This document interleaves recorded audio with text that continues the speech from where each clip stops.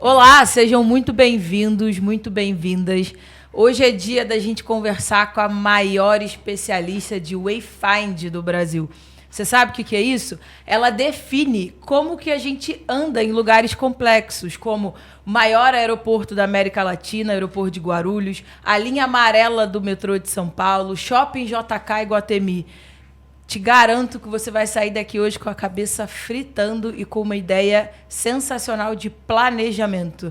Além, é claro, de ser uma mãe maravilhosa e uma amiga muito parceira também. Então, Liz, antes de tudo, muito obrigada por ter vindo, obrigada pelo seu tempo, obrigada por ter aceitado esse convite. A gente tem muito para conversar aqui, muito para debater, muito insight para gerar, mas a gente queria que você se apresentasse. Quem que é a Lisiane? Obrigada a mim pela essa oportunidade. É muito legal bater papo e papos interessantes com pessoas interessantes. É muito bacana. Obrigada mesmo pela oportunidade. A Lisiane é uma gaúcha que saiu da sua terra para desbravar São Paulo, Brasil e o mundo, cheia de sonhos, cheia de vontade. Sou arquiteta de formação, sou pós-graduada em marketing, com especialização em branding e em visual merchandising. Uma mistura de tudo, uma loucura. E isso fez, acho que, esse componente que me traz até aqui e que fez com que eu criasse a Tubai, a minha principal empresa, e que trabalha com essas frentes aí que você acabou antecipando, Wayfind, arquitetura, comunicação em ambientes, retail, um pouquinho de tudo. Essa é a Lisiane. Legal. E a gente sabe que na faculdade a gente não aprende a empreender, né? Então, ainda mais quando a gente está falando de arquiteto, dentista, advogado, médico. E hoje você é uma empresária muito consolidada no mercado, uma empresária de sucesso. Como que virou essa chave, Lisiane, no momento que você entendeu que você precisava sair do escopo do técnico e ir para a gestão também? Foi sofrendo, eu diria. Foi na labuta, assim. E eu não tirei essa parte técnica de mim. Eu acho que eu incorporei a gestora, a administradora, esses componentes que se fazem necessários, né, para a gente tocar uma empresa. Mas eu sou uma técnica, serei sempre a técnica, uma artista, né, trabalhando com arquitetura, com criação, com arte, com design. Então, essa minha essência eu não vou abrir mão nunca vou substituí-la. Mas, realmente, para ser uma empresária no Brasil ainda, eu diria que é uma missão de heroína. Assim. A gente tem que aprender de tudo um pouquinho. E foi na minha jornada, eu não aprendi nada fora e antes de encarar esse desafio. Eu montei a Tubai há 15 anos atrás. Eu cheguei de Porto Alegre para cá. Eu já havia morado aqui em outras oportunidades de trabalho. Mas eu decido, há 15 anos atrás, que eu ia encerrar a minha vida em Porto Alegre e ia montar a história aqui. Então, eu chego sozinha. Meu filho, naquele momento, tinha 3 anos. Eu chego sozinha, eu alugo uma sala, eu ponho móveis bem simples e poucos, e com um notebook e uma sala alugada, eu começo a minha vida de empresária ali, sozinha. Então, respondendo a sua pergunta, esse dia a dia, desde esse início, que foi em outubro de 2010... eu fui aprendendo um pouquinho de tudo. Fui aprendendo um pouquinho de contabilidade, um pouquinho de jurídico, um pouquinho de gestão, um pouquinho de financeiro, um pouquinho de comercial, um pouquinho de RH no day by day. Enquanto a empresa foi crescendo, pessoas foram entrando, dinheiro foi entrando, projetos acontecendo e essa complexidade foi acontecendo e eu fui aprendendo. É claro que com dores, né, nesse processo, aprender a dirigir com o carro andando sempre é muito arriscado, mas eu dou muito valor às dores que eu passei nessa jornada. A gente, né, por ser empresária, tem uma vida muito solitária, e ainda mais eu aqui sozinha, sem ter nenhum familiar. Naquele momento eu só tinha um neném em casa. Eu me separei, então meu ex-marido, a minha família ficou no Rio Grande do Sul. Então eu realmente estava sozinha, tanto pessoa física quanto empresária. Mas isso tem, acho que, o lado bom e o lado ruim. Eu sempre tento olhar o lado bom e o lado ruim de tudo. E essa solidão e essa força que teve que nascer na Lisiane para aprender sozinha e tocar essa vida sozinha, porque eu estava aqui sozinha e precisava botar esse sonho em pé, teve seus benefícios, não só dores, não. Então a gente pode dizer que a sua jornada como empreendedora começou de uma necessidade mesmo de sobrevivência. Eu acho que não diria assim uma necessidade, é um sonho. A Tubai foi um sonho. Eu sou muito corajosa, eu sou muito determinada. E o fato, cada vez que eu conto essa história de largar tudo no Rio Grande do Sul... Mas naquele momento você já tinha o sonho da Tubai? Sim, ou ele foi se construindo? Eu tinha desenhado num papel, eu escrevi tudo num papel, pedi demissão no trabalho que eu tinha, montei o plano de negócios de Atubai num caderno, na beira da praia, durante um verão, enquanto meu filho brincava de castelinho e baldinho na areia. Eu escrevi essa empresa nesse caderno, com lápis, e ninguém sabia. Quando essa empresa está desenhada, eu e ela, uma para a outra, se olhando nesse caderninho, eu tomei coragem e decidi a hora de botar isso em prática. Foi quando eu pedi demissão, foi quando eu avisei meus familiares, ninguém sabia de nada, que eu estava vindo para São Paulo montar essa empresa, que do caderno ia virar realidade. Então, eu acho que é mais que uma necessidade. É claro que naquele momento era necessário dar certo, porque eu estava numa cidade longe de tudo e tinha resetado a minha vida total, tanto pessoa física quanto pessoa jurídica, né? Eu tinha resetado tudo, eu estava começando ali e sozinha, então claro que tinha uma necessidade. Eu não tinha nenhum apoio, né? Não tinha uma família constituída, um marido em casa que tivesse uma receita paralela que eu pudesse testar. Era você e você, Era né? era eu. Você e o projeto da Tubai. E aí chegamos aqui e tudo começou. Legal. E o que a Tubai faz? Por que ela nasceu, na verdade? Como eu te falei, eu sou arquiteta e com essas disciplinas complementares que eu também citei, eu sabia que eu tinha um combo diferente e que poderia ser útil para o mercado, de uma forma geral, em vários segmentos. Foi intencional essa diversidade de formação? Foi. Eu sempre fui muito curiosa. Meu último trabalho como executiva foi numa agência de publicidade e propaganda no Rio Grande do Sul. E eu cuidava no advertising, dentro de uma conta da agência, de uma marca de linha mole, enfim, um universo que não é da minha formação acadêmica, né, como arquiteta e tal, mas eu estava lá nessa experiência para trazer o que eu sabia e aprender o que eu não sabia e entregar algo diferente. E para a Lisiane e para a marca e para a agência naquela oportunidade. Então, sempre muito curiosa.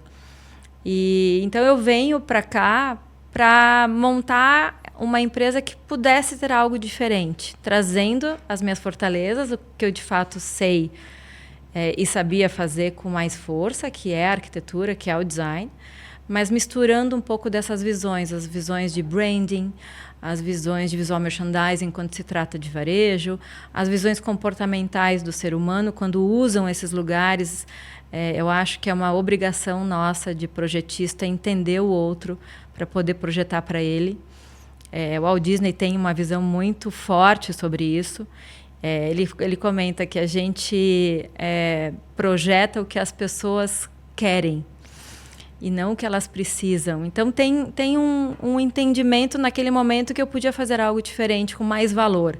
E não a arquitetura por arquitetura. Tu mesmo disse, a academia nos ensina arte, a projetar.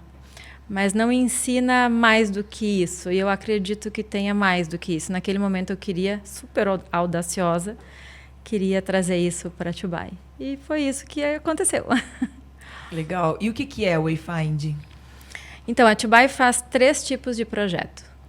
Arquitetura comercial, e a gente está falando de ambientes comerciais e corporativos somente. Então, arquitetura de grande porte, a gente é muito conhecido e reconhecido por fazer retrofits, que são reformas em grandes espaços comerciais de arquitetura. Então, a gente faz retrofits de shopping center, retrofits de hospitais, de hotéis. Então, projetos de arquitetura grandes. Depois, a gente faz retail design, que é projetar ambientes de venda, sejam lojas, sejam redes de lojas, sejam operações pop-up, não importa o modelo e o formato, o tamanho, Mas o ambiente que vende algo, a gente sabe projetar. Seja um quiosque, seja uma cabaninha, eu sempre falo, seja uma carrocinha de tapioca na beira da praia, ou seja uma grande rede de varejo, a gente sabe projetar aquele ambiente para ele vender aquele produto. Então, nós somos especialistas, aí entra muita força do visual merchandising, além da arquitetura de retail. E, por fim, o Wayfind... Então, assim, acho que primeiro ponto, se engana muito quem acha que abrir uma loja não precisa desse planejamento todo, né? E de que as coisas não são intencionais. Que, na verdade, elas são muito intencionais, né? Por isso que eu abri o podcast falando que a gente ia aprender muito sobre planejamento. Sim, trabalhar com varejo é tudo muito intencional. É um teatro. O que acontece dentro de um ambiente de venda, dentro de uma loja, vamos exemplificar como uma loja, é tudo projetado, o que acontece ali, tudo que tem ali, tudo que se sente ali, para que aquela pessoa, de uma forma mais irracional do que racional, vivencie um momento de consumo, e quando não se é intencional, a gente consegue ampliar essa força de venda naquele lugar. Então, é um conjunto de ferramentas, de técnicas, né, do ambiente, da cor, da luz, do cheiro, dos expositores, entendendo como essa pessoa compra, do som. Então, por que uma loja de café tem que ter cheiro de café? Porque as pessoas compram café pelo odor, pelo aroma. Não pode não ter cheiro uma loja de café. Então, tem uma questão comportamental, como eu falei antes. Eu sou muito dedicada aos meus projetos, a olhar a quem eu estou projetando. E quando se fala de retail, como você falou, é um negócio, né? É uma responsabilidade nossa de botar a mão num projeto de uma loja, porque por trás tem um varejista, por trás tem uma empresa, por trás tem uma necessidade de números, de crescimento, de vendas, e eu sou corresponsável para isso. Então, tem que entender, sim, não é só uma escolha aleatória de gostos pessoais ou estético, né? Não, tudo que está ali é porque tem que estar ali por algum motivo. Então, eu me sinto muito responsável e eu sempre falo para a minha equipe, é uma responsabilidade nossa no que nós estamos colocando a mão agora, é negócio. Na verdade, você faz parte de todo o planejamento estratégico do business, né? 100%. E quais são os principais erros dos empresários na hora que eles estão projetando as lojas? Vamos falar de retail. A gente segura a ansiedade que a gente já vai, porque eu gosto de falar de Wayfind, mas a gente segura um pouco. Vamos aprofundar aqui em retail. Você já está consolidada, você já viu muito case. O que você vê o pessoal mais errando na hora de projetar a loja no varejo? É bem fácil essa resposta. Os maiores erros é contratar profissionais que não entendem aquele ambiente como negócio, que não entende que é um ambiente de venda. E para vender algo, a gente precisa de um triângulo, saber quem compra, que marca, o que ela quer passar enquanto produto e que produto é esse. O que ele é? Ele é um café? Ele é um calçado? Ele é uma roupa? Então, alguns exemplos. Quando a gente pensa... Tem gente que acha que vender é arte, né? Quando a gente pensa, por exemplo, vou dar um exemplo qualquer aqui, numa calça jeans. Uma calça jeans, ela pode ser exposta de inúmeros jeitos. Ela pode ter um ambiente dela para se vender de inúmeras formas. Depende do quê? De quem compra, que marca é essa. Uma calça da Diesel é um lifestyle, é um universo, é um consumidor, é uma marca, é uma proposta de valor. Consequentemente, é um ambiente para essa proposta de valor e é um jeito que eu ofereço isso. Uma calça da Hering é outra história. Então, não é porque é uma calça. Então tá, o expositor é assim. Não. A gente tem que analisar sempre esse triângulo e, principalmente, como é que essas pessoas se comportam. Que pessoas são essas? Quem compra essa calça? Quem ela é? De onde ela vem? O que ela gosta? Como ela sente essa marca? E também essa conversa ao contrário. O que essa marca quer entregar para a Mariana? Como é que ela se posiciona? Então, a minha responsabilidade é fazer esse match acontecer, né? Criar esse ambiente para que isso aconteça, esse universo. E que é um teatro, que é um cenário, 100% das vezes. Então, os maiores erros é quando quem está por trás disso, seja um profissional que vai botar a mão, como no caso eu, ou seja até o varejista, não entendem isso. Entendem como um ambiente qualquer, onde possa ser escolhido esteticamente a solução daquilo. E é isso que eu ia apontar. Às vezes ele está só preocupado com a estética da loja, né? Não. Nós estamos preocupados com o resultado. Quanto que ela vai vender? A minha fala, desde da primeira reunião até a última, é isso. Eu quero saber, depois que a loja foi inaugurada, nas primeiras semanas, eu vou ligar para esse varejista saber quanto é que ela vendeu. Porque meu foco, meu resultado não é... Eu sempre falo isso com todo respeito aos prêmios, mas não é ganhar prêmio. Meu foco é saber que meu varejista ganhou mais. E quando eu recebo a ligação que a loja, isso já aconteceu, vendeu 300% a mais do que eles esperavam, isso para mim faz todo sentido. É por isso que a Atibaia existe. Por isso que a gente existe, inclusive, né? Para gerar resultado. Legal. E então, vamos para o assunto que eu te introduzi aqui. O que é, né? Como eu fiz na última pergunta, acabou que você complementou até mais explicando da Atibaia, mas o que é o Wayfinding? Por que é importante? Por onde começa? Vamos falar um pouco mais aqui. Super legal essa oportunidade, porque muita gente não sabe, nunca ouviu falar, e eu entendo que isso é super normal, então é muito bacana poder também trazer um pouquinho de informação, de educação, né? É sempre bom a gente aprender uma coisa nova. O Wayfinding é uma metodologia da década de 70, americana, então não é algo novo e não é algo inventivo meu ou de alguém por aqui que resolveu botar um nome diferente. Não, isso é algo que já existe há muito tempo.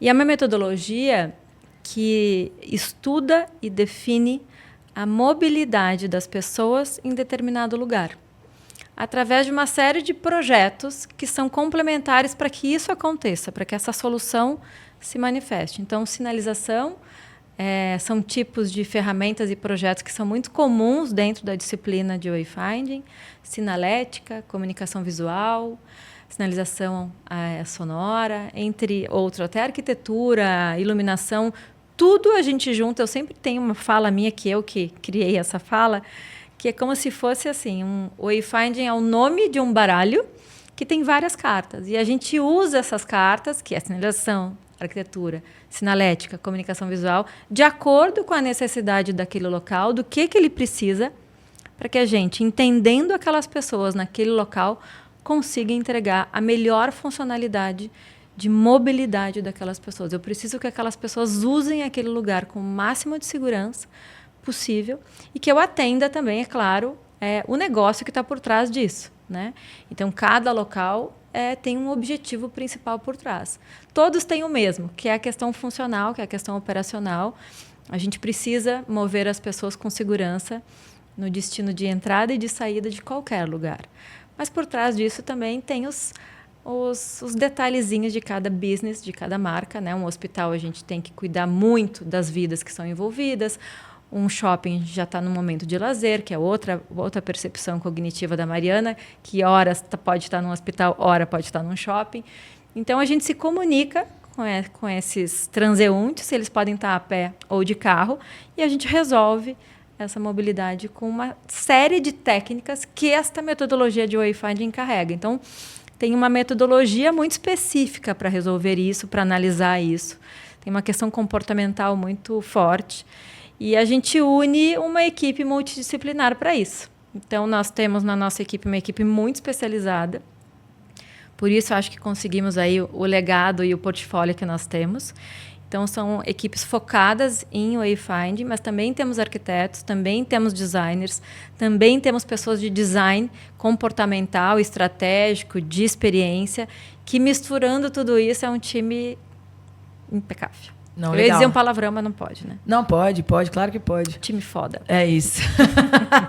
Tá, então primeiro você me disse que você está aqui para entregar resultado para a empresa, para a companhia, enfim, que te contrata, e você fez a analogia do baralho, né? Então, como que a gente usa essas cartas no final do dia para gerar mais resultado para quem está contratando a Atibaia hoje? Eu sei que cada projeto é um projeto, a gente pode falar de shopping, a gente pode falar de aeroporto, de estádio, enfim, mas enfim, pode pegar o exemplo que você se sentir mais à vontade para a gente conseguir tangibilizar como que toda essa metodologia, no final do dia, gera mais resultado para o empresário. A minha conversa do início ao fim, com qualquer que seja o cliente do outro lado, é sobre negócios, é sobre KPIs, é sobre o objetivo que ele tem e que ele precisa que a gente atenda. Então, a conversa, a linha que conduz esse projeto do início ao fim é essa conversa. Tendo esse entendimento completo, através do meu negócio, que é a ferramenta, é o projeto de Wayfind, é o projeto de arquitetura, a gente vai implantar para sanar e solucionar isso. Então, o que tem de diferente por trás desses projetos? Eu diria que é esse olhar aguçado sobre o negócio. Então, eu vou dar um exemplo para vocês. Quem não conhece, não sabia disso tudo, acha que pode achar, porque já aconteceu, que a gente desenha plaquinhas, que a gente desenha totens. E não é um trabalho gráfico, ele é uma consequência de algo que tem por trás. Então, quando a gente coloca a mão no maior aeroporto da América Latina, tem uma força operacional muito grande para mover aquele complexo diariamente. Ele é um organismo vivo, ele enfrenta uma série de interferências e de necessidades de clientes internos, né? As companhias aéreas, a Polícia Federal, a Receita Federal, o varejo, os usuários. Então, tem uma complexidade que tem que ser vista, que é a minha fala inicial agora. É olhar esse negócio, olhar esses KPIs, olhar essas necessidades. E, através do que a gente vai entregar, conseguir solucionar isso. Então, um dos principais negócios de um aeroporto, por exemplo, é o varejo. E quando nós entramos para fazer o projeto, eles tinham um índice de ouvidoria de reclamação em relação à sinalização do aeroporto, vulgarmente chamando assim, era muito grande. As pessoas não se achavam, as pessoas se perdiam. Porque se a sinalização não está clara, eu vou demorar mais tempo para chegar no portão, eu vou perder voo e a companhia vai ficar recebendo reclamação, aí a companhia pressiona o aeroporto, enfim, é isso? Esse caos aí, isso mesmo. Mas eu já começo você irritada. Então, você numa outra condição emocional, é mais difícil falar com você. Então, por mais que tenha a placa ali, se tu já se perdeu na chegada, você já está nervosa, você já está preocupada, você já está irritada. Eu já mudei a tua condição emocional naquele momento que não precisaria. E aí fica um pouco mais difícil de falar com você através dos elementos que forem aparecendo. E sim, as pessoas começam a se perder. As pessoas se perdendo, elas reclamam, elas estressam o entorno inteiro e elas, óbvio que por fim, elas nem pensam em consumir algo. Exatamente. Aliás, eu estou estressada, né? Ela já está perdida e estressada, ela só quer achar o lugar que ela precisa para embarcar. Se eu quisesse comprar, eu não vou comprar. De raiva. Mudou meu estado Mas emocional. É isso aí. Então, quando a gente entende isso desse negócio no início, que temos um índice de ouvidoria, então a gente vai analisar o que as pessoas estão sentindo, o que elas estão reclamando, que necessidade é essa que não está sendo atendida. O empresário, né, o organismo, o aeroporto, ele precisa de varejo, ele precisa dessa receita. Sim. Então, a gente precisa ter um incremento. Eu só consigo fazer com que esse espaço se abra para ele a partir do momento que eu faço a Mariana se locomover em paz, feliz e tranquila naquele aeroporto do início ao fim. Aí ela estará disponível, porque ela tem mais tempo, porque ela já está entendendo. É por isso... Não, calma aí, então. Por isso que no aeroporto de Guarulhos tem a placa de 12 minutos até o portão B. É por isso. Alguns trajetos... Vou te chamar de Senhora do Destino agora. É exatamente por isso. A gente entende que alguns dos destinos que estão sendo informados naquelas placas são os principais, os mais críticos. Então, naquele momento, a gente fornece o bonequinho com o tempo. Não é porque é o design mais legal da plaquinha, mas é proposital, porque a gente sabe que aquele destino é o mais tenso. E se eu informo para ti que é só 12 minutos, na tua cabeça você poderia estar achando que era 1 hora. Então, você... Ou, ao contrário, ou menos, você vai perder o voo se você não entender que você tem 12 minutos, não só meio minuto para chegar até lá. E, consequentemente, isso, quando a gente põe isso tudo no lugar, ele funciona melhor, esse organismo, essas pessoas. E tudo funciona. As pessoas não perdem o voo, ninguém fica irritado, a companhia aérea, que é o cliente interno, fica feliz, o varejo aumenta, que foi o que aconteceu. No aeroporto de Guarulhos, a gente eliminou o índice de reclamação, de sinalização, não há, ninguém se perde mais. Maravilhosa. O aumento de varejo foi absurdo, então quem usa o aeroporto de Guarulhos sabe que tem muita operação de varejo, tanto no lado terra quanto no lado ar, explicando o que é isso, a divisão de quando a gente embarca, que a gente passa na catraca, que passa o bilhete, Aquela linha como se tivesse uma linha imaginária, que a partir do momento que tu cruza, a gente chama de lado ar. E antes de você cruzar, chama-se lado terra. Isso é uma linguagem muito comum de aeroporto. Então, as operações de varejo aumentaram tanto do lado terra quanto do lado ar. E isso é extremamente importante, foi extremamente importante ser atendido pelo aeroporto. É o business, um dos negócios principais deles. Isso que a gente faz. Por isso que nós temos que ser contratados. Por isso que nossos projetos têm diferença, porque a gente olha para o negócio através das disciplinas que a gente trabalha. Então, quando você está falando de estádio de futebol, então não tem nem o que discutir, né? Uma insanidade ele não ter um projeto desse. É muita gente no mesmo lugar, numa condição emocional fora do normal. Né? Se a gente está indo ver um show, se a gente está indo ver um jogo de futebol, numa competição, se a gente está indo com filhos ver a Peppa Pig, não importa. A gente está falando de muita gente concentrada no mesmo lugar, com uma condição emocional atípica. E quando a gente fala de um jogo de futebol, é uma guerra. Então, muitas vezes pode se tornar uma guerra, né, da competição, da rivalidade. E a gente precisa cuidar com o máximo de segurança possível. E o Wayfind tem um papel extremamente importante nisso, né? Eu consigo mover essas pessoas e evitar que danos aconteçam e que vidas se ponham em risco.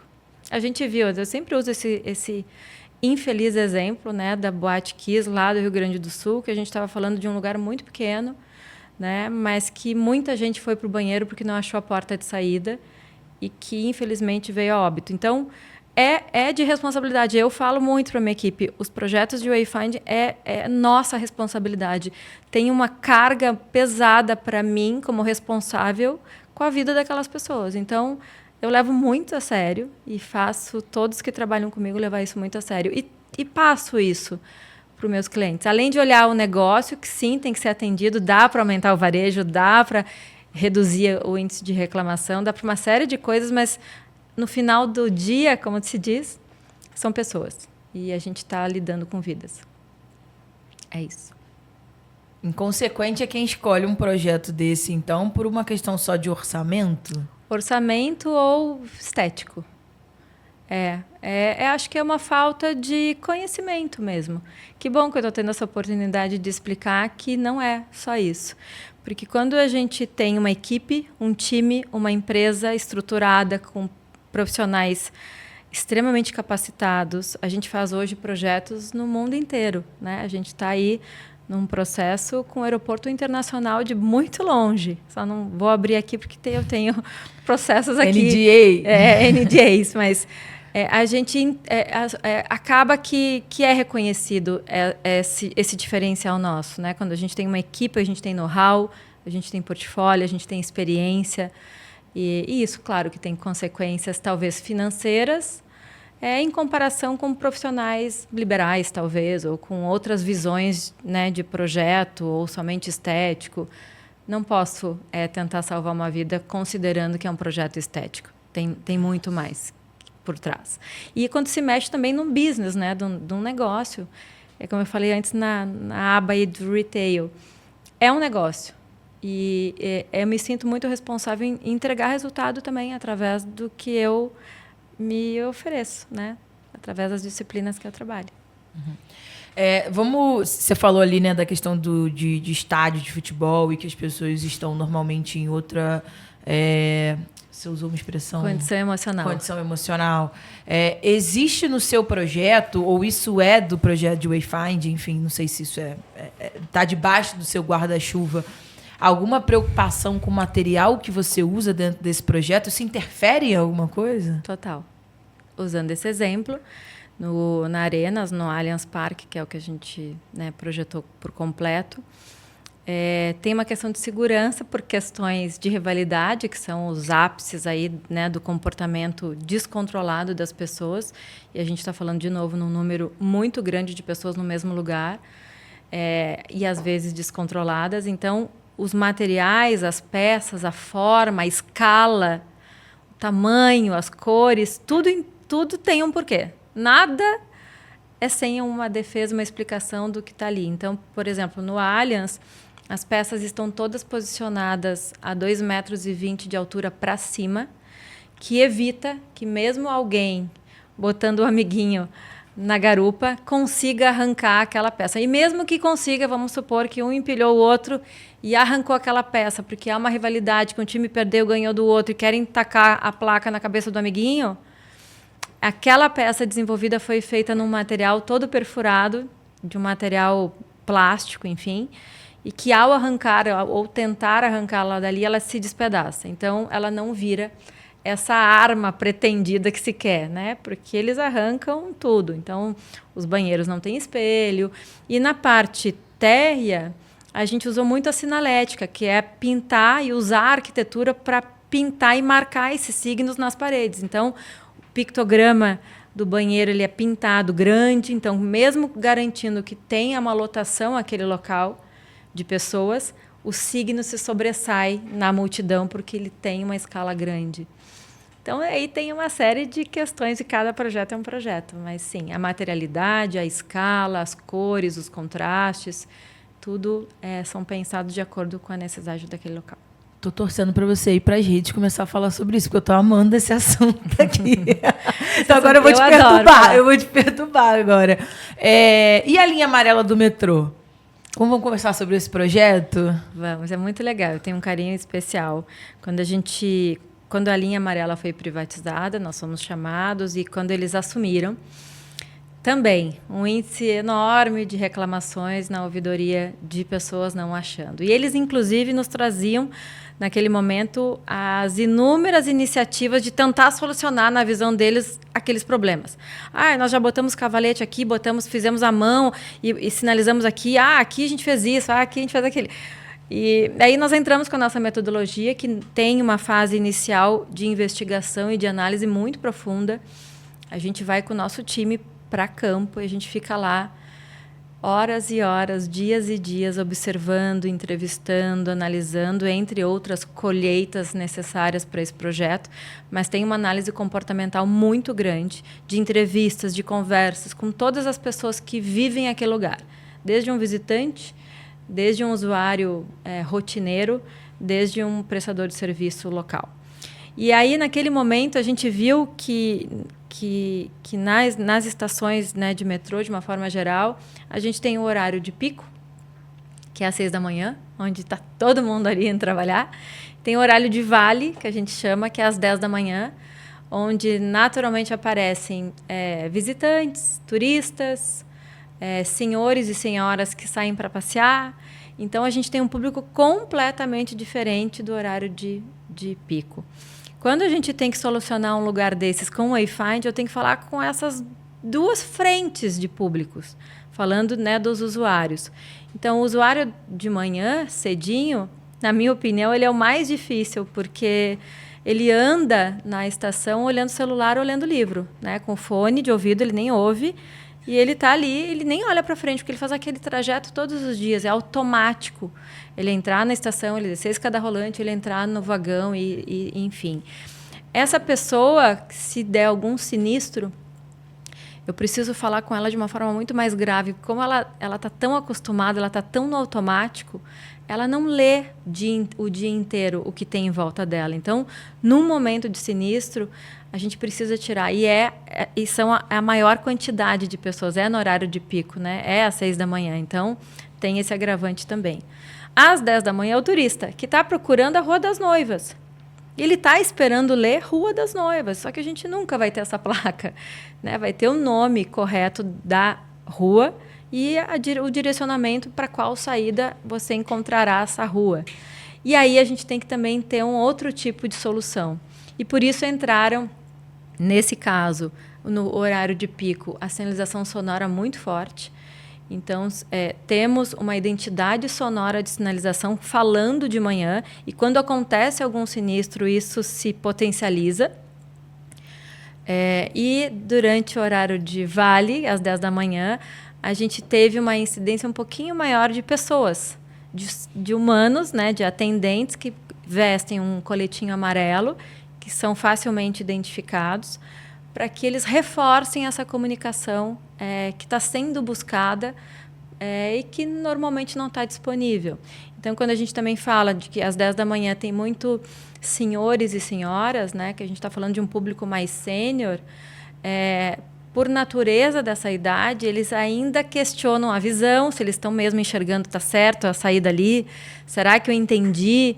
Tem um pouquinho da dúvida natural da idade. Então, ter uma pessoa de coletinho amarelo é um reforço para esse público também. Então, de formas diferentes, a gente soluciona essas demandas no mesmo local.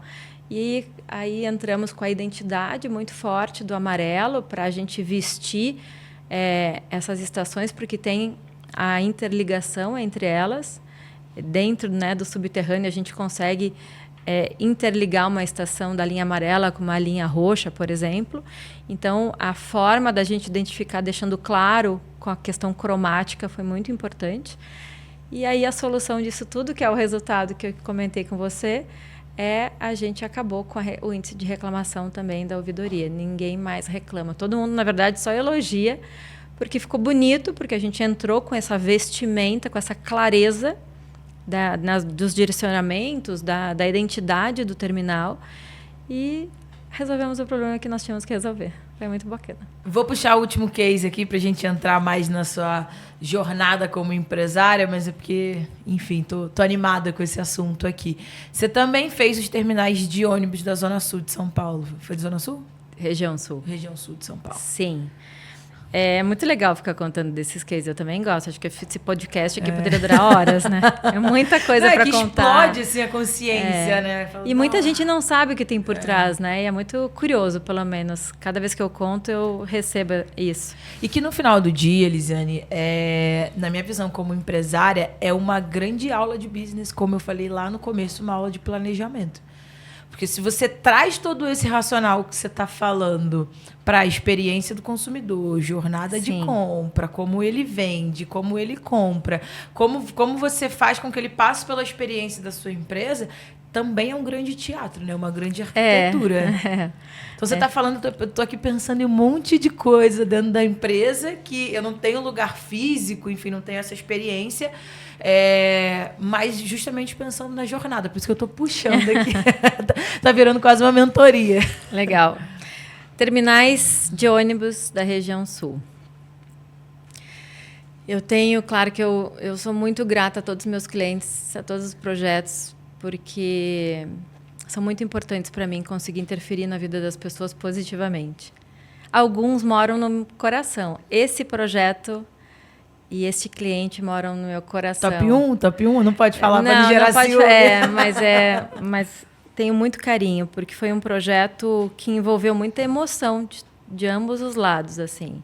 E quando eu enxergo o olho cheio d'água de cliente, da equipe, isso mostra que a gente foi além, assim, sabe? Para mim tem um significado muito grande e isso aconteceu nesse trabalho. O consórcio venceu a privatização, né, de assumir a frente da região sul dos terminais de ônibus de São Paulo. E aí eu fui chamada para a gente trazer uma melhoria nesses terminais de wayfinding e de uma ambientação mais amigável. Esse era o briefing. Vamos melhorar a sinalização, o wayfinding, enfim, o direcionamento para quem chega e sai das estações, dos terminais. E vamos deixar uma coisa... O cliente falava que eu queria acolher mais essas pessoas. E quando ele falou isso, eu disse para ele, ok, entendi. Agora eu vou para os terminais. Porque isso sempre faz parte da fase de início de projeto. É ouvir quem está na mesa, né, solicitante ali, que a gente sempre fala, o briefing de quem vem. Você tem uma metodologia própria, né? Temos uma metodologia própria, muito focada realmente nisso, de descobrir de fato o que é necessário para aquele projeto. E às vezes o cliente sabe até a página 2, mas a gente tem como a nossa metodologia, quando trabalha com design de experiência, design de serviço, a gente começa a aprofundar e vem coisas ali que acabam sendo algumas surpresas, às vezes, na mesa. Então, a gente mergulhou nesse cliente e eu fui com o meu time até os terminais. Eu lembro disso. Quando eu cheguei lá, é claro que não é o meu dia a dia. usar o ônibus para me transportar para o meu trabalho e vice-versa, como de muita gente. Então, para mim, aquela visita naquele momento não era uma rotina. Era, de fato, uma visita naquele local. E quando eu cheguei lá, eu fui muito mexida. Aquilo tocou muito, assim. Eu fiquei engasgada. E todas as vezes que eu falo desse projeto, às vezes até me emociono. Vocês me desculpem se eu me emocionar. Não, fica à vontade. Toda vez é muito importante esse a Roberta da Dona Baunilha, ela já inaugurou o choro aqui. Então, ela mesa é pra chorar. Ela abriu a porteira do choro aqui. E aí, quando eu vivenciei essa experiência, aquilo mexeu comigo, assim. Mexeu lá dentro. Eu fiquei impressionada. Eu fui ao banheiro. E quando eu entrei no banheiro, eu não conseguia respirar. E não porque não tinha o perfume que tem na minha casa ou que não era um banheiro confortável. Não.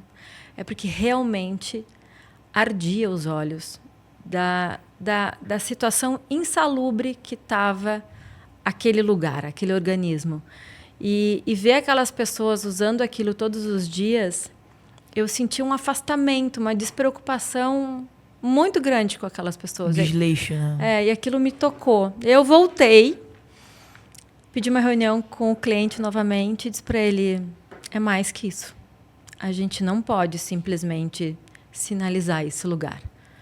A gente tem que homenagear essas pessoas. A gente tem que falar com elas. A gente tem que mostrar que elas importam.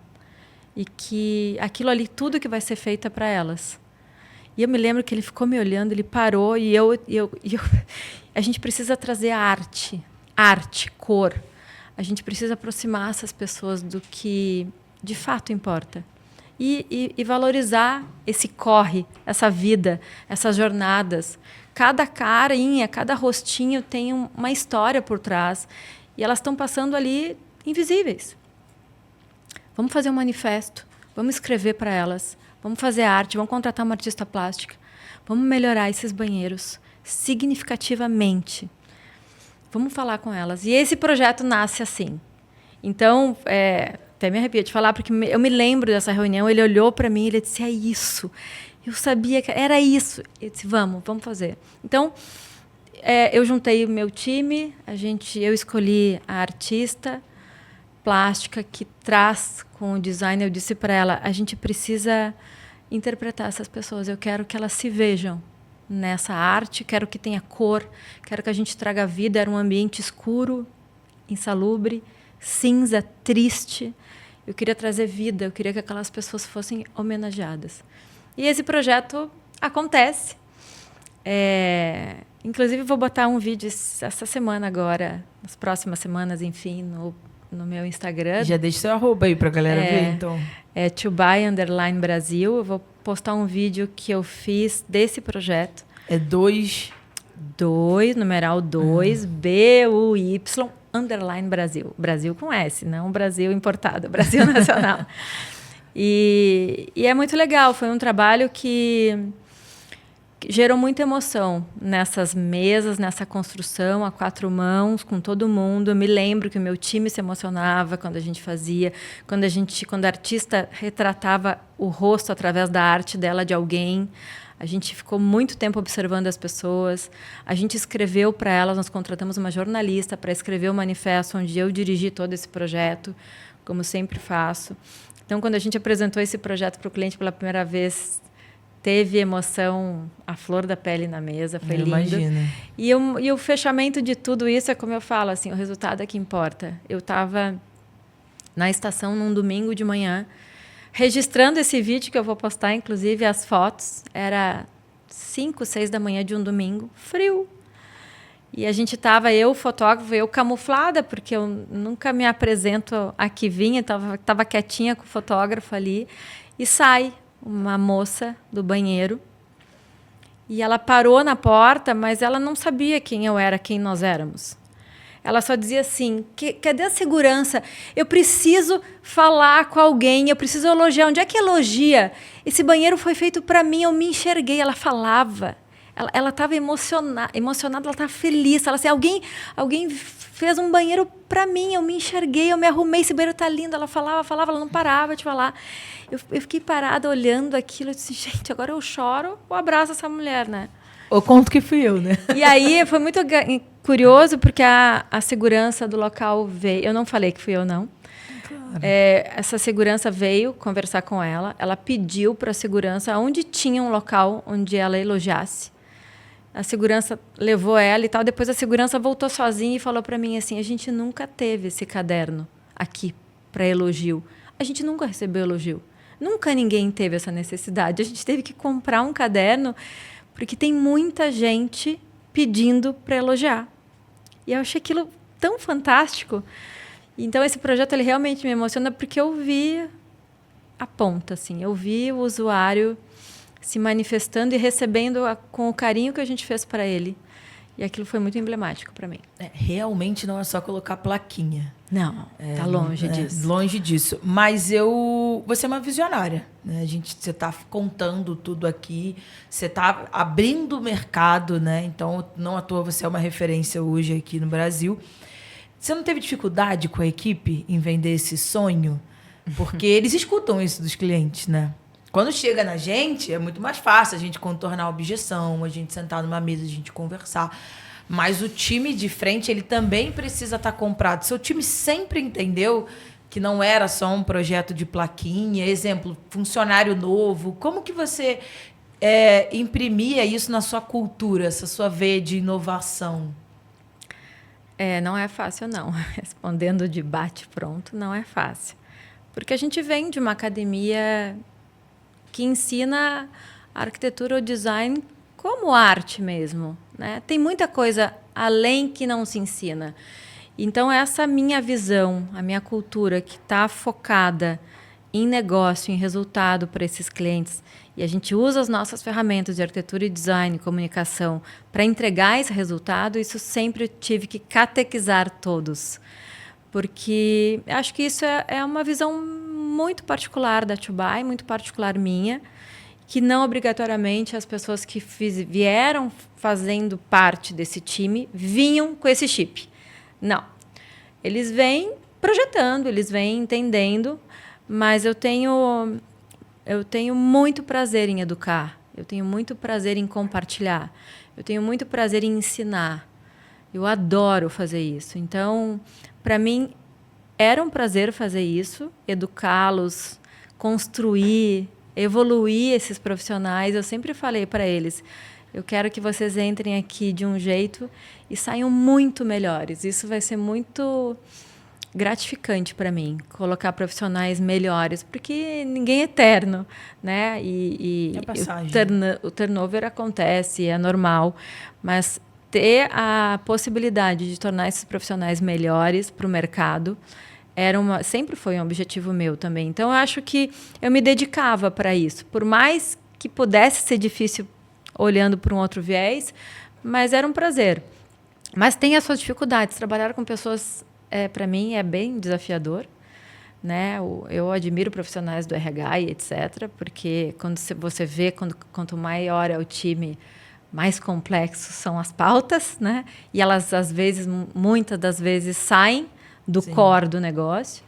E essa é uma dificuldade que eu tenho de administrar assim, essas peculiaridades do ser humano trabalhando no mesmo time. Agora, o fato das competências técnicas e da cultura da Tubai para eles sempre foi um prazer, mas sim, eu tive que construir e seguirei construindo enquanto eu tiver Tubai. Eu gosto de falar, inclusive coloquei esse valor dentro da Babã porque todos nós somos vendedores, porque no final do dia é isso. Além da gente realmente estar vendendo, fechando negociação com o cliente, a gente está vendendo o sonho para o funcionário, a gente está negociando todas as entregas, todas as não entregas, né? Então, legal que você conseguiu. Então eles ficavam muito perto de você, muito basicamente. Perto de mim, sempre me acompanhando, sempre grudados comigo. Cada reunião que eu falo e faço, como eu estou fazendo aqui hoje, né, vem uma história, sempre tem um banco de dados, né, grande aqui dentro. Como começou hoje, né, querida? E aí é muito legal, porque eles gostam muito de me ouvir, e eles aprendem, e é muito legal também quando eu assisto eles e vejo que a sementinha foi implantada. Dá orgulho, né? Dá orgulho de ver. E eles também ficam muito felizes quando eles realmente veem o resultado, esse que eu contei aqui em várias situações, né? Quando o resultado de fato é visto. É a grande linha de chegada para a gente. Então, eu sei que, no fundo, por mais duro que possa parecer em alguns momentos, eu sou muito exigente com qualidade, eu sou muito comprometida ao que eu me... Sempre foi muito exigente? Desde pequenininha. Cresci num ambiente muito peculiar, assim, em relação a cobranças, a excelência, minha casa, meu pai, as oportunidades de início de jornada profissional que eu tive sempre buscaram muito de mim a excelência. Eu fui bailarina profissional, então dentro de um universo do ballet tem muita disciplina, muita competição e muita excelência também. Então eu criar um monstrinho aqui e que eu transfiro isso para Atibaia, mas eu não abro mão da qualidade de tudo que eu faço e todo esse meu time sofre um pouco comigo essa vez. Mas é bom, vai gerando casca, né? Isso dá casca no final do dia. A gente tá falando de cultura aqui no final do dia, né? O que você não tolera, Lisiane? O que é inegociável para mim é a mediocridade. Quando eu falo sobre isso, é aceitar o médio, aceitar o mais ou menos. E também é inegociável para mim, dentro da casa da Atibaia, o desrespeito ao outro. O ser humano, as pessoas são muito importantes para mim. Tanto para quem eu trabalho, como eu citei em vários momentos aqui, mas com o meu time, com o cliente, respeito acima de tudo. Isso é inegociável, antes de mais nada, é entender a particularidade de cada ser vivo que está ali comigo, do meu lado, ou para quem a gente está prestando serviço. E a busca pelo melhor da gente, sim. A qualidade continua aqui e não vou abrir mão disso. Sem deixar isso doentio. Muita terapia, tá? Tá em dia? Tá em dia? Tá em dia. Mas sem deixar isso doentio, mas a busca pela qualidade, por a gente fazer algo melhor sempre, para a gente aprender. Gente, não para. Cada dia é mais inteligência artificial, é mais isso, é mais aquilo. Então, essa busca, não incessante para a gente não ficar louco, mas essa busca pelo novo, pelo conhecimento e trazendo isso para os projetos, buscando cada vez mais melhorar, é inegociável. Então, o marasmo, a comodidade, a mediocridade, né, aceitar o meio, o lugar confortável, isso... Aqui são pessoas e é excelência. Legal. Tem um grau de complexidade muito grande no que você faz, né? Além de complexidade, de responsabilidade também. Não preciso nem explicar, porque, enfim, a gente passou 50 minutos conversando sobre isso. Você ainda é mãe. E você leva a vida de forma muito leve. E aí? Esse leve foi por tua conta, né? Não, mas você leva, porque você leva, eu sei que você leva, eu convivo assim, né? Eu sei que você leva. Veio para saiu de Porto Alegre, veio para São Paulo, nada seguro, com um filho debaixo do braço, fazendo um projeto super complexo, com um grau de responsabilidade enorme, e ainda assim com muito olhar de otimismo para a vida e de forma leve. E você leva de forma leve. Tá aqui meu feedback para você, porque eu sei. Obrigada. Mas nem sempre nos bastidores é tão leve assim, mas tô brincando. Eu acho que... É o que o Instagram não conta. Não, mas de verdade tu tá certa. Ó, gaúcha, tu viu? Nossa, tu tá certa. Mas eu levo a vida leve, sim. Eu acredito na vida, nas pessoas. E eu acordo todo dia. Meu ato número 1 quando eu levanto da cama é agradecer, feliz, assim. Bom dia, vida! E eu ligo o som. E eu danço na cozinha fazendo meu café. E isso eu passei para o meu filho, essa alegria de viver mesmo, sabe? Não é papo de Poliana, não, nem de Alice no País das Maravilhas. Eu tenho problema como todo mundo. Eu tenho momentos difíceis como todo mundo. Mas eu acredito na vida. Então, acho que isso ajudou muito. Eu estar aqui montando uma empresa longe de tudo e todos, sozinha com um nenê. E hoje meu filho tem 18 anos. Ele viveu essa história. só eu e ele. Eu já estava separada, eu fui casada por muito tempo, 10 anos. Ai, eu não posso ficar revelando muito esses tempos, para as pessoas não calcularem a idade. Tá maravilhosa, tá Gente, maravilhosa. Eu fui casada há alguns meses, né? Casada há 10 anos, daí eu vim para cá, enfim, né? Ele já tem 18, eu não casei novamente. Então, foi uma vida muito cúmplice, minha e do meu filho, nesse nosso sonho, assim. É muito... Quem nos conhece bem, é muito bonito ver. Eu tive a oportunidade agora no G4 fui convidada a contar a minha história, né, num quadro de Virando o Jogo lá. E eu convidei meu filho para sentar na plateia, só para ele ouvir pela primeira vez a nossa história, porque a gente não conversa da nossa história em casa. Escuta, vamos conversar hoje da nossa vida? Não é a nossa vida acontece, né?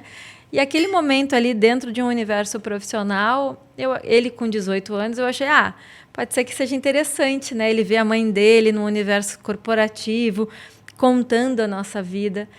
E, gente, vai ficar na memória, assim, foi um momento muito lindo, porque eu contei para todo mundo a minha vida. E tem desafios, tem momentos incríveis, tem momentos não tanto. Ele ouvindo, e aí uma pessoa da plateia no final pediu para ele falar. E eu ouvi coisas pela primeira vez dele que eu nunca tinha ouvido. Então aquele momento ali foi muito bonito, porque a plateia toda praticamente chorou. Eu imagino, se eu tô toda arrepiada só de você falar. Um monte de gente chorando ali, eu segurei, ele chorou também, mas foi super bonito. Então o que aconteceu ali foi uma cumplicidade. E a nossa vida é essa, por isso que dá certo, por isso que dá para ser mãe, empresária, é ser conectado, ele entender os valores que eu acredito e que eu passei para ele. A gente está junto, ele saber que ele está num ambiente seguro, independente de eu estar trabalhando, ele está sozinho em casa. Em algum momento você se sentiu culpada por deixar ele em casa, com a babá? Momento terapia esse agora. Exato. Agora a gente está falando mudamos o foco, tá bom. Sim. Aliás, você é uma grande inspiração. Então, pensa que podem existir mulheres que estão te escutando. Então, você está com o microfone na mão e eu sei da potência que você é. Então, o meu papel aqui é extrair o melhor de você.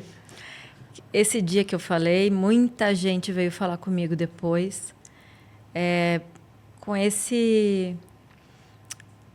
essa proposta assim, de como eu consegui inspirar aquelas pessoas, e não só mulheres, muitos homens vieram falar comigo.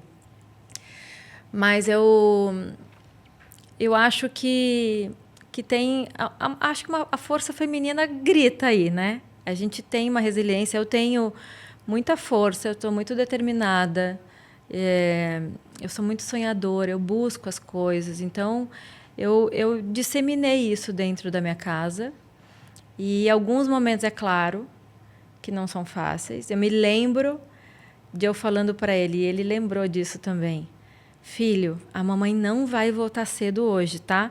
Você fica aqui com a Neide, você janta, a mamãe não vai voltar. Eu me lembro dele, era pequenininho, ele falou assim um dia, mãe, na mesa de jantar, eu já entendi que você não vai voltar hoje, não precisa ficar repetindo. Ele falava assim com as mãozinhas. Eu me lembro dessa cena, como quem disse, já falou tanto, acho que eu era tão preocupada com ele entender, que eu repetia sem parar, porque eu não ia estar ali com ele. E eu pensava, que dano eu estou fazendo? Será que eu estou fazendo a escolha certa de buscar a nossa história, a nossa sobrevivência, de construir o nosso conforto, ou será que eu tenho que estar aqui? Eu me questionava naquele momento. Mas deu tudo certo. E eu ouvi ele falar, sabe o que ele disse? Ele falava assim... Eu lembro que quando eu ficava sozinho, às vezes eu ficava embaixo da coberta e eu via uns barulhos, eu pensava, ai meu Deus, eu não vou ficar com medo. Eu nem sabia disso, que ele tinha sentido isso um dia. Mas no final ele falou assim, essa mulher é a grande inspiração da minha vida. O que eu sou hoje, eu devo a ela. E isso é muito legal. Ele entendeu a nossa força. A gente estava junto, a gente sempre esteve juntos ali. Por mais que ele pequenininho estava superando o medo de ficar sozinho, eu consegui construir um incrível ser humano. Eu tenho orgulho do meu filho. Ele é um homem. E que homem, com né? Valores, e que homem! Com valores que eu tenho muito orgulho, assim. E fiz tudo isso praticamente sozinha, né? Era eu e ele ali. Claro que tem muito dele, Mas o que eu digo é que dá. Esses dias, uma moça empresária me perguntou, ela estava grávida, duas. Elas estavam almoçando no restaurante e eu estava junto, as duas grávidas, e elas perguntaram assim, será que é possível? A gente está meio em dúvida, a gente está aqui conversando se a gente volta, se a gente vai conseguir voltar, vai conseguir trabalhar, ser mãe. Aí eu ouvi aquilo e pensava assim, ela pergunta para mim? Claro que dá, só dá. A maternidade nos traz mais força ainda de buscar o que a gente quer. E é possível, sim. Eu sou uma prova viva disso. Eu tenho uma empresa que eu construí, que não foi só momentos bons que eu passei, não foram. Foram muitos momentos difíceis. Eu tenho um filho incrível, que não é... Claro que toda mãe deve falar isso, né? Mas meu filho é um ser humano incrível, que deu certo na vida, que trabalha, que é ator, enfim, que no meio disso tudo também teve essa pauta. Então, é muito possível. E eu sou essa pessoa. Estou inteira, todos os pedaços estão aqui. Não estou despedaçando, não. Então, dá para a gente, sim, viver a vida leve e construir coisas importantes. Eu dou maior força. As mulheres precisam acreditar em si, sim. Quem tem dúvida, fala comigo, me liga. Prêmio, tá? A primeira pessoa que me fez chorar no podcast. Eu também já chorei muito. Mas eu tenho uma referência, assim, também. Minha mãe trabalhava demais, né? Então, quando você falou dele falando, aí puxou. Lembrou. Assunto da terapia essa semana, inclusive. Lisiane, próximos passos. Você está abrindo uma outra empresa, está aumentando seu portfólio. Acho que um movimento muito legal aí de aproveitar os clientes que você tem, vender para a base, uma estratégia de negócio que hoje todo mundo precisa. Aliás, o cliente já está com você, que é Edcorar. Queria que você falasse um pouco, a gente está quase acabando já. Sim, ainda não satisfeita com toda essa história, ainda criei mais uma empresa que chama Edcorar, que carrega o meu sobrenome, uma empresa que trabalha arquitetura residencial. Um nicho que eu não tinha atuado ainda, mas que é um pedido, sempre foi um pedido dos meus clientes da Tubai, com esse envolvimento que a gente acaba tendo na construção dos projetos, deles quererem que eu tenha essa extensão para o universo familiar residencial. E há 2 anos eu montei a Edcorar. Ela é focada no residencial. E está aí à disposição com muito prazer também. Agora eu me divido. Com a mesma qualidade, com o mesmo método. Isso, com a mesma criatividade, com um time também muito bacana. E agora eu consigo oferecer um pouquinho mais. Eu acho que um 360 para esse cliente que confia, que aprova o meu trabalho, que possivelmente possa entrar pela Tubai. Essa extensão aí para eu cuidar das casas. A Hold vem aí, será? A Hold vem aí. E os meus próximos passos é consolidar essa empresa nova, naturalmente, que é novinha. E com a Tubai é arrumar para um crescimento bem expressivo. Eu não paro. Que bom. E quero botar meu pé lá fora cada vez mais. Nós temos projetos internacionais, mas eu quero, de fato... chegando lá fora. Essa é um dos itens da minha listinha dos próximos passos. E agora com dados, né? Agora com dados. Com crescimento altamente mapeado e controlado. Estamos deixando ela louca aqui. Gosto sempre de fazer uma pergunta para a gente terminar. Mas não é aquela frase da lápide, né? Que nem não, imagina. Não me preparei para esse joguinho. Poderia, mas não é. Um recado para a Lisiane do futuro. Ai, sabe que esses dias eu olhei uma foto minha pequenininha, bem pequenininha, uma foto 3x4 que a minha mãe tirou, eu devia ter 3 anos. Gente, aquilo mexeu tanto comigo, levei até para terapia. Eu olhava para aquela menininha, é o contrário do que tu me perguntou agora. E eu queria, quase que eu queria pegá-la no colo e falar com ela e dizer, vai dar tudo certo, calma. Sabe, me deu uma coisa aqui. E olhar para a Lisiane da frente... Querida, pega o beco e vai. Vai que está dando certo e só vai dar certo. Acho que tem que acreditar, continuar acreditando na vida. Eu vejo que a gente está vivendo num mundo, infelizmente, bastante doente, com pessoas cada vez mais acessadas com problemas, principalmente psicológicos, neurológicos, etc. Muitas pautas novas estão se abrindo para falar disso. E eu realmente quero seguir para a Lisiane lá da frente saudável. Eu quero que ela continue conquistando os sonhos dela, escrevendo esses sonhos, aumentando cada vez mais essa listinha, mas com o pé no chão e com a cabeça saudável. Isso é o que eu desejo para ela. Tomara, tomara. Amém, amém. Tô aqui para te aplaudir de pé, como sempre. Ninguém solta a mão de ninguém. Ninguém solta a mão de ninguém. Lisiane, obrigada. Obrigada. Ficaria Foi um prazer. prazer. O dia inteiro aqui conversando. Eu também. A Mari perguntou se eu estava nervosa. É que nada, eu amo falar, amo contar. Não, e foi assim, eu mandei mensagem pra ela e falei assim, Ontem, amanhã, né? ontem, vamos gravar podcast amanhã? Aí ela, como assim? Me mandou as figurinhas, eu falei, Fala só o quê? vai. Ela, mas a gente vai falar do quê? Eu falei, confia. É um prazer imenso, eu te agradeço pela oportunidade. Estou à disposição. A todos que estão ouvindo para eu falar mais. Põe o seu arroba, você deu o arroba da Tubai, mas não deu o seu. O meu arroba é Lisiane de Corá, tudo junto. E o da de Corá é arroba de Corá, tudo junto, _ ARCH. ARCH. Obrigada.